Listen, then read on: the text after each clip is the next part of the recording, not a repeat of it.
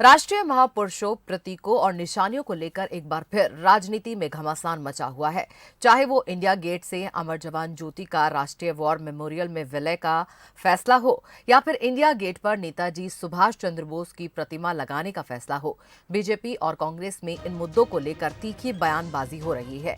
एक दिन पहले नेताजी की जयंती पर पीसीसी चीफ कमलनाथ ने अपने भाषण में कहा कि बीजेपी जिस तरह से इतिहास बदल रही है, उसे देखकर लगता है कि एक बार फिर स्वतंत्रता की लड़ाई लड़नी पड़ेगी।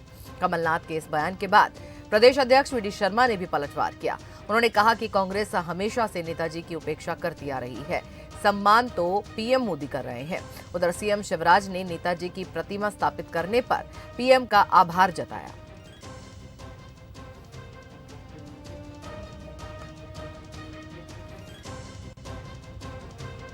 तो आपको बता दें कि राष्ट्रीय महापुरुषों, प्रतीकों और निशानियों को लेकर सियासत अब गर्मा गई है। चाहे वो इंडिया गेट से अमर जवान ज्योति का राष्ट्रीय वॉर मेमोरियल में मिला देना हो या फिर इंडिया गेट पर नेताजी सुभाष चंद्र बोस की प्रतिमा लगाने का फैसला हो, इन मुद्दों को लेकर बीजेपी और कांग्रेस अब आमने सामने है और तीखी बयानबाजी भी चल रही है। इनकी नीति और नियत का प्रश्न है, किस नियत से ये कर रहे हैं। ये पूरा इतिहास, देश का इतिहास मिटा देना चाहते हैं। मोदी जी चाहते हैं कि 2014 से ही देश का इतिहास लिखा जाए। वो इतिहास जरूर लिखा जाएगा जब अगला लोकसभा चुनाव होगा। ये भूल में ना रहें। आज देश के मतदाताओं में बहुत जागरूकता है। ये 10 साल पहले की मतदाता नहीं है जिनको हम ज्ञान देने जाते थे, अब वो हमें ज्ञान देने के लिए तैयार है। हमारे सामने साधारण चुनौती एक चुनाव की नहीं है, एक पार्टी की नहीं है, पर देश के भविष्य की है। हमारे देश के संविधान बचाने का मुकाबला है। हमारी संस्थाओं को बचाने का ये चुनौती है। और आज नेताजी सुभाष चंद्र बोस को हम याद करते हुए ये संकल्प है कि हमें ये एक दूसरी स्वतंत्रता की लड़ाई लड़नी पड़ेगी। अमर शहीदों का चारण, उनके यश गाया करता हूं। जो कर्ज राष्ट्र ने खाया है, मैं उसे चुकाया करता हूं। और आजादी के बाद भी तत्कालीन कांग्रेस की सरकार ने नेताजी के साथ न्याय नहीं किया। सुभाष चंद्र बोस का आपने कितना सम्मान किया, आपने इस देश के अंदर अंबेडकर जी का कितना सम्मान किया और आपने राजीव गांधी का कितना सम्मान किया। भारत रत्न न सुभाष चंद्र बोस को मिलता है, न अंबेडकर को मिलता है, लेकिन राजीव गांधी को कांग्रेस पहले भारत रत्न देती है। 84 के दंगे के हाथ संलिप्त हों और वो ये कहकर आज़ादी के लिए फिर बात करेंगे। सुभाष चंद्र बोस का सम्मान करने का काम अगर किसी ने किया है तो भारत के लोकप्रिय प्रधानमंत्री नरेंद्र मोदी ने किया है। उनके सम्मान के साथ हम तो उनके विचारों पर, उनके किए हुए कामों पर आगे बढ़ते हैं। और इस पूरी खबर पर हमारे साथ हमारे वरिष्ठ सहयोगी मनोज सैनी जुड़ गए हैं। उनसे हम इस खबर पर चर्चा करने जा रहे हैं। मनोज जी, जिस तरह से बीजेपी के जरिए नेताजी सुभाष चंद्र बोस को लेकर एक सम्मान भाव से जगह जगह उनका एक कार्यक्रम रखा जाना, फिर उनकी मूर्ति का अनावरण, फिर इंडिया गेट पर भी अनावरण मध्य प्रदेश में भी हमने देखा कि हुआ, तो अब कहीं ना कहीं बीजेपी और कांग्रेस इन सब चीज़ों को लेकर सामने आ गई है, अमर जवान ज्योति को लेकर सामने आ गई है और यही कह रहे हैं कि बीजेपी इतिहास बदलना चाहती है और अपने तरीके से इतिहास बनाना चाहती है। क्या कहेंगे इस पर आप?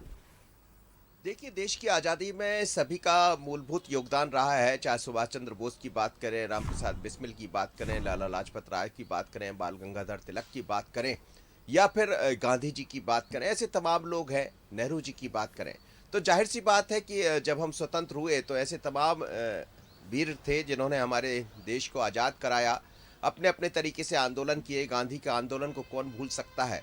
लेकिन अब चीज़ें कुछ नई दिशा में दिखाई दे रही है और बात यही है कि जिनको याद किया गया वो नहीं थे। चाहे नेताजी सुभाष चंद्र बोस हो या बाल गंगाधर तिलक हो या फिर तमाम ऐसे लीडर्स जिन्होंने उस समय अगुवाई की है, उनके नाम को पीछे छोड़ दिया गया, लेकिन याद किया गया नेहरू गांधी परिवार को, ऐसा भारतीय जनता पार्टी कहती है, और बाकी लोगों को पीछे छोड़ दिया।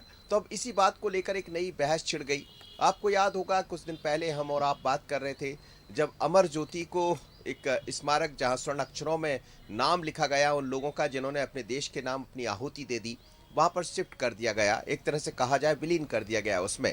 और उसी स्थान पर नेताजी सुभाष चंद्र बोस की प्रतिमा लगा दी गई। प्रतिमा लगना अभी बाकी है, ये सांकेतिक तरीके से लगाया गया है। प्रधानमंत्री मोदी वहां पहुंचे थे। 23 जनवरी सुभाष चंद्र जयंती होती है और हम जब पढ़ते थे तब से लेकर अभी तक मनाते चले आ रहे हैं, क्योंकि मैं जिस स्कूल में पढ़ता था उसका नाम भी सुभाष स्कूल था, तो वहाँ भी हम लोग ने भी मनाया था। तो सुभाष जी को तो कोई भूल नहीं सकता, उनके योगदान को कोई भूल नहीं सकता, लेकिन अब उसको बृहद स्तर पर और कैसे किया जाए, मोदी सरकार ने इसको दिखाया है, किया है। अब उसी पर सवाल खड़े हो रहे हैं कि ये क्या एक इतिहास बदलने का प्रयास है बीजेपी की तरफ से, मोदी जी की तरफ से, और जैसा कमलनाथ ने कहा कि 14 के बाद से एक नया इतिहास लिखने का प्रयास किया जा रहा है, तो एक नई बहस खड़ी हो गई। क्या ऐसा हो रहा है? तो अब इसका जवाब तो राजनेता ही दे, पर कभी इतिहास को बदला नहीं जा सकता। इतिहास तो इतिहास है और इतिहास अमिट रहेगा।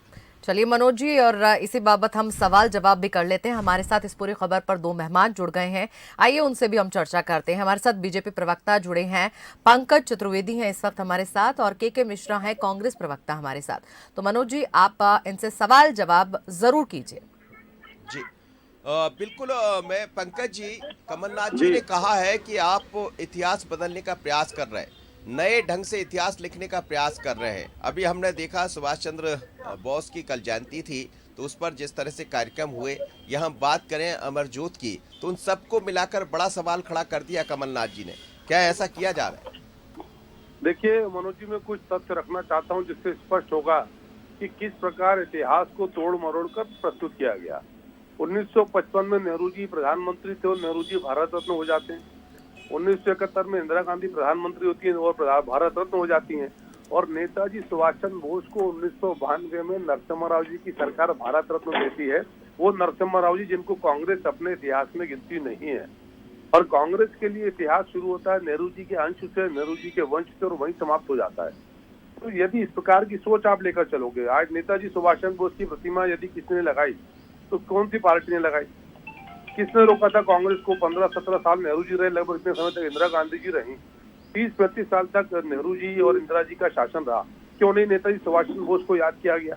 क्या कारण थे कि देश में बहुत सारे प्रतिमान नायकों को और स्थानों को, प्रतिष्ठानों को नेहरू जी और नेहरू जी के और फिरोज गांधी जी के वंशजों के नाम पर रखा गया? बाकियों का जिक्र क्यों नहीं है? क्यों ऐसा स्थापित करने का प्रयास कांग्रेस पार्टी बार बार करती कि ये वही कांग्रेस पार्टी है जिसका आजादी में योगदान था? अरे सबसे पहले तो सुभाष चंद्र बोस अलग होते फॉरवर्ड ब्लॉक बनाकर। लेकिन पंकज जी, 23 जनवरी तो सबको याद रहता है। हम लोग भी जब स्कूल में पढ़ा करते थे तो सुभाष चंद्र बोस के ड्रेस में आया करते थे और फिर एक कार्यक्रम हुआ करता था, आपको भी शायद कुछ याद होगा। तो कार्यक्रम तो होते रहे, सुभाष जी को याद किया जाता रहा। जी मनोज जी, वो तो भारत के भूमि के लोगों की सोच ठीक है। तो कांग्रेस के प्रयास होते कि लोगों को सिर्फ नेहरू जी और गांधी जी और उनके अलावा कुछ याद नहीं है, यही उनके प्रयास होते थे। तो हम तो सिर्फ ये चाहते हैं कि देश के लोगों को वास्तविकता पता चले कि नेहरू जी के अलावा सरदार वल्लभ भाई पटेल का भी योगदान था, सर्वपल्ली राधाकृष्णन का भी योगदान था, राजा राम मोहन राय का भी योगदान था, सुभाष चंद्र बोस जी का भी योगदान था, डॉक्टर राजेंद्र प्रसाद जी का भी योगदान था। तमाम सारे ऐसे लोग हैं जिनके योगदानों को विस्मृत करके सिर्फ नेहरू जी के अंश और वंश को स्मृत करने का प्रयास बार बार किया जाता है, स्थापित करने का प्रयास किया जाता है। तो यदि इस प्रकार के प्रयास की, और देश स्वागत कर रहा है इसका मनोज जी, सबसे बड़ी बात यह है कि सिवाय कांग्रेस के अलावा, कांग्रेस के कार्यकर्ताओं के अलावा कोई और आपको आलोचना करता नहीं मिलेगा। सिर्फ कांग्रेस के लोग आलोचना कर रहे हैं। यदि आजादी के दूसरे नायकों को स्मरण किया जा रहा है, उन प्रतिमानों को स्थापित किया जा रहा है, तो पेट में दर्द खाली कांग्रेस के है। के मिश्रा जी, यदि ये याद किया जा रहा है, सुभाष चंद्र बोस को याद कौन नहीं करेगा? आप हम सब याद करना चाहते होंगे, फिर सवाल किस बात की? नहीं, ये कौन मूर्ख कह रहा है कि सुभाष चंद्र बोस जी राष्ट्र नायक नहीं थे? जिस देश के संविधान को भीमराव अंबेडकर साहब की अध्यक्षता में लिखा गया, अब उसको कंगना रनौत लिखने की कोशिश कर रही हैं। और जो लोग इतिहास और भूगोल में जिनकी जानकारी नहीं है, जो लोग मुखबिर रहे अंग्रेजों के, जो लोग अंग्रेजों से भत्ता लेते रहे, वो लोग आज नेहरू गांधी खानदान के खिलाफ बोल रहे हैं। और नेहरू गांधी खानदान है कौन? देश आजादी में सर्वाधिक योगदान देने वाला नेहरू गांधी खानदान है। और जो लोग रणछोड़ दास रहे, जिन्होंने आपातकाल में भी भाग के, वो लोग देश को बहादुरी की ट्रेनिंग दे रहे हैं। और बीटिंग रिट्रीट में अंग्रेजी धुन जो बजती थी, जो महात्मा गांधी को पसंद थी, उसको हटा दिया। ये क्या आप इतिहास बदल रहे हैं? इससे इतिहास बदलेगा? इतिहास तो लोगों के दिलों में लिखा हुआ है मनोज जी। इतिहास को इस तरह के फर्जी, वो कहते हैं कि धुन अंग्रेजी थी ना, और हिंदुस्तान की धुन ये मेरे वतन के लोगों को याद कर लिया जाए। मनोज जी मुझे हंसी आ रही है कि जो WEF में टेलीप्रॉम्प्टर से हिंदी नहीं पढ़ सकते हैं, वो अंग्रेजी की धुन को हटाने की बात कर रहे हैं। तो हिंदी नहीं समझ सकते, अपने विचारों की अभिव्यक्ति नहीं कर सकते बिना टेलीप्रॉम्प्टर, वो लोग अंग्रेजी धुन हटाने की बात कर रहे हैं। और यदि गांधी जी को वो धुन पसंद थी तो इनके सर पर वो कोई भार तो नहीं थी। सिर्फ 2 या 2.5 मिनट की एक धुन होती है जो 26 जनवरी को रिट्रीट परेड में बजती है, तो उससे इनको क्या तकलीफ है?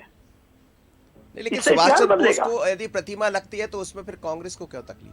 तो कौन, आप बताइए, पूरे 1 अरब 37 करोड़ के देश में किसने विरोध किया सुभाष चंद्र जी की प्रतिमा का? ये खुद ही उसका विरोध करते, उसकी समर्थन करते, तो जो इनने कह दिया वो देश ने कह दिया। पंकज जी, विरोध तो अभी कहा ना कमलनाथ जी ने। ये कौन मूर्ख है जिसको समझ नहीं आता कि कांग्रेस विरोध कर रही है? कौन सा वो मूर्ख है जिसको समझ नहीं आता कि कांग्रेस विरोध कर रही है? अभी क्या कहा कमलनाथ जी ने? क्या हम इतिहास को बदलने की कोशिश करें? हम यदि सुभाष चंद्र बोस की बात करते हैं तो इतिहास बदलने की बात करते हैं। यही तो कहा अभी कांग्रेस ने, कमलनाथ जी ने। बीटिंग रिट्रीट पे यदि भारतीय गाना बजेगा, भारतीय धुन बजेगी, कवि प्रदीप का गीत बजेगा, तो कांग्रेस के पेट में दर्द है। जिन्होंने अंग्रेजों के साथ मिलकर देश के टुकड़े किए, अखंड भारत को खंडित कर दिया, आज वो दूसरों को ज्ञान देते हैं। वो कह रहे हैं रणछोड़ दास थे आप। समस्या मनोज जी सिर्फ यही है कि इतिहास लिखने की पात्रता और अधिकार कांग्रेस के पास रहा तो कोशिश ये की गई कि नेहरू और गांधी, तो ये इनका महात्मा गांधी जी से क्या बात था? जो आज जो फिरोज गांधी तो आप लोग क्या इतिहास बदलने का प्रयास कर रहे हैं कि नए तरीके से इतिहास लिखा जाए, ये आपकी कोशिश है? नहीं मनोज जी, हम इतिहास नए तरीके की बात ही नहीं कर रहे। हम तो कह रहे हैं कि जो ऐतिहासिक सत्य और तथ्य है वो देश के सामने हो, जनता जनार्दन को पता चले कि आज जो फिरोज गांधी का कुनबा है उनका महात्मा गांधी से कोई वास्ता नहीं है। और फिरोज गांधी जी की कब्र आज भी इलाहाबाद में इंतजार कर रही है कि उनके पोता पोती कोई आए जो 15 साल से वहां नहीं गए। लेकिन गांधी को पसंद था वो। गांधी को जो गाना, जो अंग्रेजों ने जो गाना, जिस गाने को गाया जाता है, जिस पर मनोज जी ये तो कांग्रेस कहती है ना। हमने तो सुना था गांधी का गाना के वैष्णव जन तो तेने के ये पीर पराई जाने रहे।